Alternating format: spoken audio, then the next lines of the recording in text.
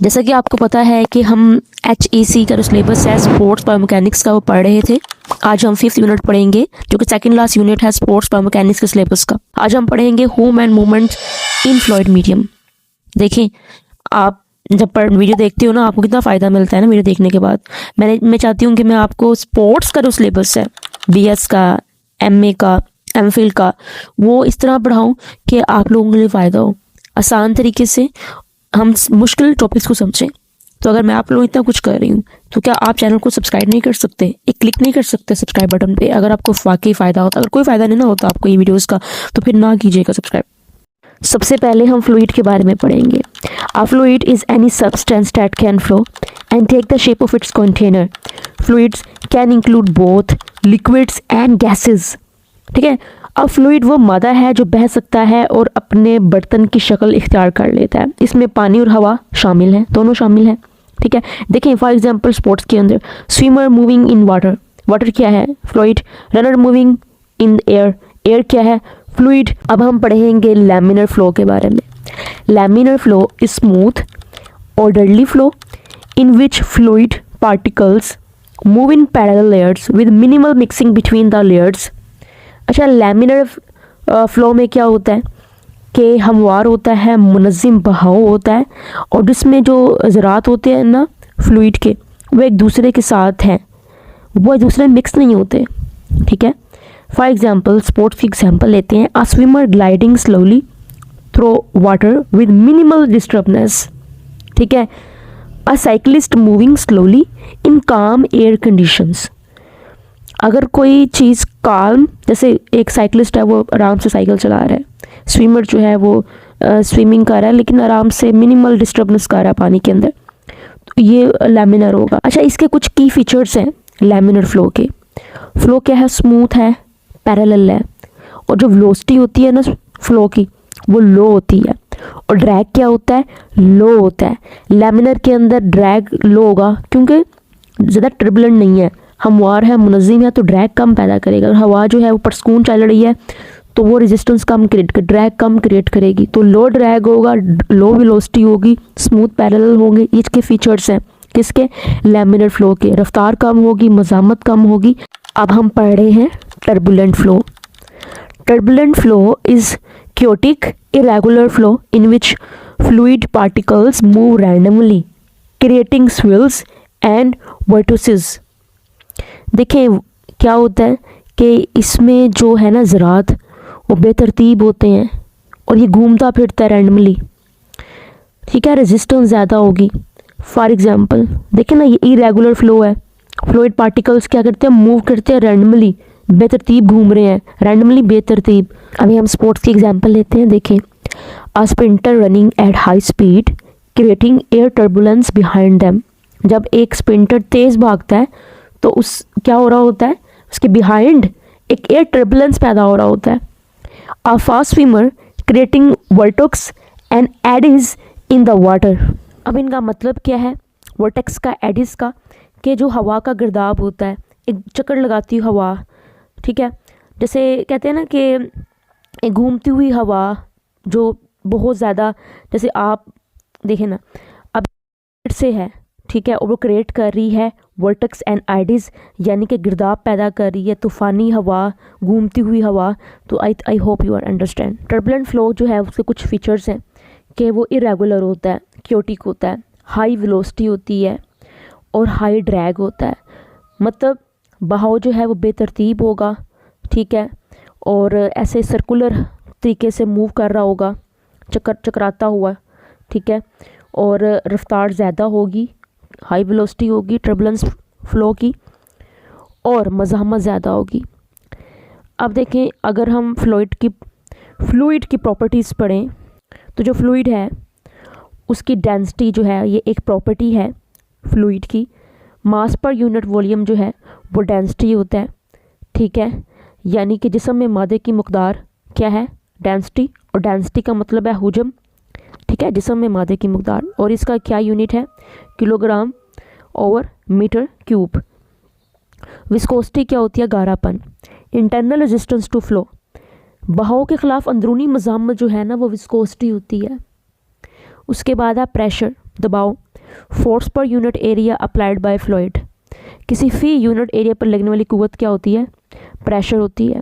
उसके बाद है ब्योंसी। ब्योंसी का मतलब होता है उभार। तो पानी या फ्लूइड की तरफ से जिस्म पर लगने वाली ऊपर की कुव्वत जो है ना, वो ब्योंसी होती है। यानी अगर आप upward force exerted by fluid on a submerge body, एक बॉडी जो आधी डूबी हुई आधी नहीं डूबी हुई, और वो जो पानी की तरफ, जो पानी के ऊपर तैर रही होती है और पानी जो उसके ऊपर की तरफ जोर लगा रहा होता है, या हवा जब किसी बॉडी पे जोर लगाती है ऊपर की तरफ प्रेशर करती है, तो उसको हम ब्योंसी कहते हैं। ब्योंसी क्या है? कितनी इंपॉर्टेंट बात समझ आई आपको। हाई डेंसिटी होगी तो क्या होएगा? वो चीज़ तैरेगी पानी पे जिसकी डेंसिटी ज़्यादा होगी, और जिस चीज़ की डेंसिटी कम होगी वो डूब जाएगी। हमारे जो सिलेबस है उसमें एक टॉपिक है फ्लोटेशन, तैरना। तो फ्लोटेशन क्या होता है? सबको पता है। Flotation is the ability of a body to float in a fluid based on Archimedes principle. The upward beyond force is equal to the weight of the fluid displaced है। तो जब कोई ऑब्जेक्ट पानी में जाता है तो वो कितना जो फ्लूइड है उसको डिस्प्लेस्ड करता है, हटाता है अपनी जगह से, तो फिर वही फ्लूइड जो है जिसको वो हटा रहा होता है वो उस जो ऑब्जेक्ट है उसके ऊपर एक प्रेशर डालता है, लेकिन वो प्रेशर किस तरफ होता है? ऊपर की तरफ। तो जो ब्योंसी फोर्स है जो कि ऊपर की तरफ प्रेशर लगाती है किसी ऑब्जेक्ट पे, तो वो उतनी ही होगी जितना कि वो ऑब्जेक्ट उस फ्लूइड को डिस्प्लेस्ड कर रहा है, उस according to the displace fluid. यानी ब्योंसी फोर्स इक्वल टू होगी fluid displaced by the object. तो पढ़ते हैं अच्छे से आर्किमेडेस प्रिंसिपल के बारे में। Archimedes principle tells us that any object whether big or small sinks or float in water depending on how heavy it is compared to the water it pushes away। कितनी आसान बात है। ये कहता है कोई भी चीज़ चाहे छोटी हो या बड़ी पानी में इस वक्त डूबती है या तैरती है जब वो पानी के वज़न के मुकाबले में कितनी भारी है जो वो पीछे धकेलती है जब वो पानी में जाती है। तो जब वो पानी में जाएगी अपनी जगह बनाने के लिए पानी को धकेलेगी पीछे को, और जिस पानी को पीछे धकेलेगी वो पानी उसके ऊपर फोर्स लगाएगा, वो सिर्फ वही वाला पानी जिसको वो पीछे धकेल रही है, तो वो पानी उसके ऊपर जोर लगाएगा और वो जोर उसकी तरफ होगा, यानी ऊपर की तरफ होगा, अपवर्ड। और जो अपवर्ड पुश होता है वाटर का, ये कहलाता है बियॉन्ड फोर्स। तो जितना बड़ा एक डेंसिटी होगी, हुजम होगा, जैसे खाली बोट जो होती है उसका हुजम बड़ा होता है, वो ज़्यादा रकबे फैली होती है, तो खाली बोट तैरती है आसान क्योंकि वो होती तो खाली है लेकिन उसका हुजम ज़्यादा होता है, उसकी डेंसिटी ज़्यादा होती है, ज़्यादा पानी जो है उसके ऊपर वो होती है, जिससे ज़्यादा डेंसिटी बनती है, ज़्यादा बियॉन्ड फोर्स बनती है और वो कश्ती ऊपर तैरती है। लेकिन अगर बॉल होगी, वजनी होगी, मेटल की होगी, लेकिन वो बहुत कम जो है वो डेंसिटी है, लेकिन उसका वज़न ज़्यादा है, लेकिन वो हजूम बहुत कम ले रही है, पानी बहुत कम पीछे धकेल रही है, जिसकी वजह से मटेरियल ज़्यादा है तो वो डूब जाता है पानी में।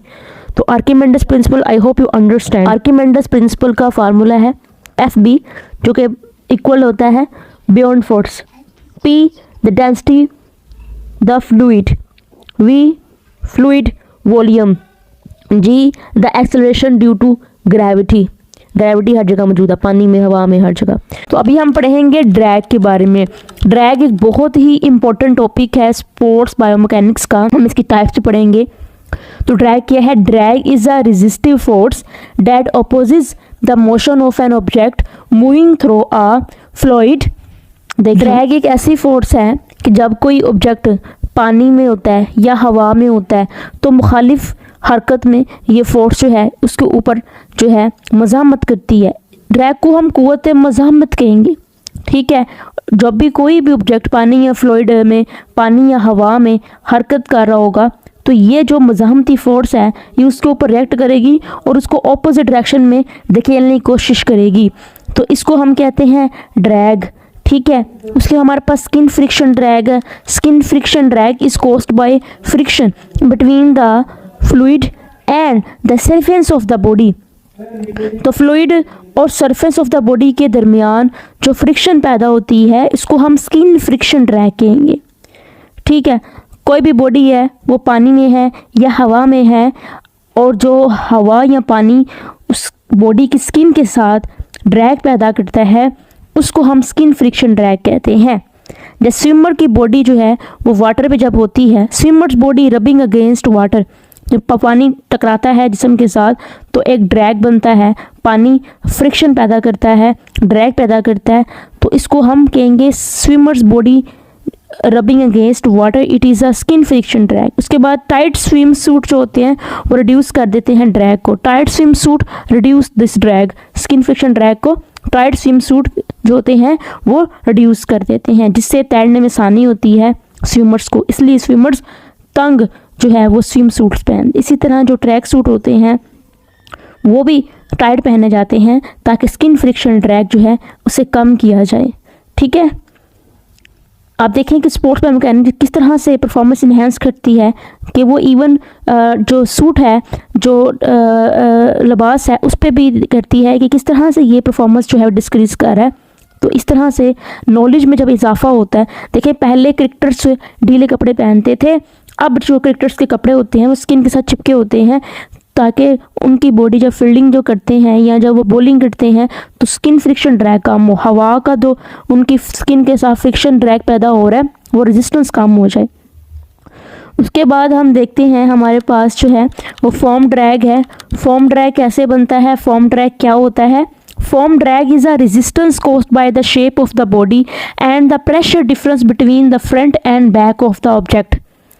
फॉर्म ड्रैग मज़ाहमत है जो जिस्म की शक्ल की वजह से और प्रेशर में फ़र्क की वजह से पैदा होता है। अब यहाँ पे आपको समझाने के लिए एग्जांपल देती हूँ। जब कोई बॉडी, एक साइकिलिस्ट है वो साइकिल चला रहा है, जब वो साइकिल चला रहा होता है तो अपनी बॉडी का पोस्टर अगर तो उसने बिल्कुल जो है वो सीधा रखा हुआ, बेंड नहीं किया हुआ, तो जो हवा का प्रेशर होगा वो आगे ज़्यादा होगा और पीछे जो है बिहाइंड द ऑब्जेक्ट क्या होगा, कम होगा। जो प्रेशर डिफरेंस पैदा होता है ना कि पीछे टर्बुलेंस फ्लो पैदा हो जाता है, आगे जो है वो लैमिनेट फ्लो पैदा होता है, तो प्रेशर डिफरेंस आ जाता है। इसको हम कहते हैं कि क्या है, ये प्रेशर डिफरेंस जो होता है ये हमारे पास फॉर्म ड्रैग पैदा करता है। यानी बॉडी की शेप की वजह से जो हवा का प्रेशर है या फ्लूइड का प्रेशर है जब वो डिफरेंट हो जाता है सिर्फ ऑब्जेक्ट की शेप की वजह से, तो या किसी भी और मैकेनिक्स की शेप की वजह से, तो वो हम कहेंगे फॉर्म ड्रैग। ठीक है, अगर साइकिलिस्ट जो है वो खुद को बेंड कर ले, आगे अपना कर ले, सर जो है बेंड कर ले, तो हवा जो है उसका जो प्रेशर है वो कम हो जाएगा। ठीक है, आगे की तरफ कम हो जाएगा।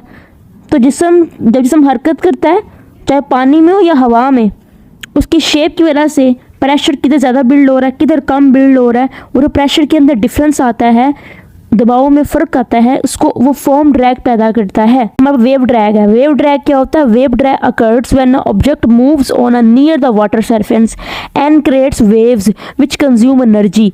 ठीक है, वेव ड्रैग उस वक्त पैदा होता है जब कोई जिस्म पानी की सतह पर हरकत करते हुए लहरें बनाता है जिससे तवानाई ज़ाया होती है। तो जो हमारे पास कैसे कहाँ वेव ड्रैग बनेगा? जब पानी की सतह पर हरकत करेगा कोई जिस्म जो है, ठीक है, पानी इसको धकेलता है, लहरें बनती हैं। ठीक है, लहरें जब वो वेव ड्रैग पैदा होता है तो रफ्तार कम हो जाती है, फोर्स ज़्यादा लगती है। अब हम पढ़ते हैं लिफ्ट क्या होता है। Lift is a force that acts perpendicular to the direction of object usually caused by pressure differences in a fluid. तो लिफ्ट वो फोर्स होती है या वो कुव्वत है जो हरकत की डायरेक्शन के अमूद होती है, 90 डिग्री पर लगती है। ठीक है, ये हवा पैदा होती है। ठीक है, और लिफ्ट जो है लो प्रेशर होने वाली साइड पर हवा तेज़ चलती है, हाई प्रेशर नीचे वाली साइड पर हवा सुस्त होती है, जिसकी वजह से जिस्म जो है वो ऊपर को उठता है और हवा में लिफ्ट करता है। जैसे कि जो एरोप्लेन होता है वो इसी तरह से लिफ्ट जो है वो पकड़ता है हवा में। जो मैग्नस अफेक्ट पे बात करते हैं, Magnus effect is a force generated when a spinning object moves through air causing it to curve है। ठीक है, मैग्नस अफेक्ट हवा में पैदा होता है और जिससे घूमती हुई गेंद हवा में हरकत करते हुए मुड़ती है। मैग्नेस इफेक्ट में किस तरह से होता है, बॉल हवा में स्पिन करती है, जब कोई खिलाड़ी बॉल को एक तरफ से स्पिन करता है तो जिस तरफ से वो स्पिन करता है उस साइड पे हवा तेज़ हो जाती है और प्रेशर कम हो जाता है। दूसरी साइड पर हवा सुस्त होती है, प्रेशर ज़्यादा होता है, तो बॉल हमेशा किस तरफ जाएगी, जिस तरफ प्रेशर जो है हवा का वो कम होगा, तो बॉल हमेशा उस तरफ जाएगी। फुटबॉल में बॉल घूम के जाती है, कर्व जाती है, क्रिकेट में बॉल स्पिन होती है। तो ये तमाम कैसे होती है, हम पढ़ते हैं बर्नौली का लॉ। बर्नौली का लॉ बताएगा हमें ये सब कैसे हो रहा है। When the speed of fluid increase its pressure decrease. जब किसी भी फ्लूइड की स्पीड इंक्रीज होती है तो प्रेशर क्या होता है, डिक्रीज हो जाता है। देखें, एक है fast air on the side of the ball, low pressure. अगर एक तरफ हवा का जो एयर का प्रेशर फास्ट है, ठीक है। तो ये था हमारे पास आज की वीडियो जो हमने पढ़ी। मैं आपको लहदा से वीडियो बनाऊंगी मैग्नेस इफेक्ट पे, बर्नौली लॉ पे डिटेल के साथ वीडियो बनाऊंगी, क्योंकि इंपॉर्टेंट चैप्टर है हमारा स्पोर्ट बायोमैकेनिक्स का। तो ये थी हमारे लिए आज की वीडियो, और चैनल को आपने सब्सक्राइब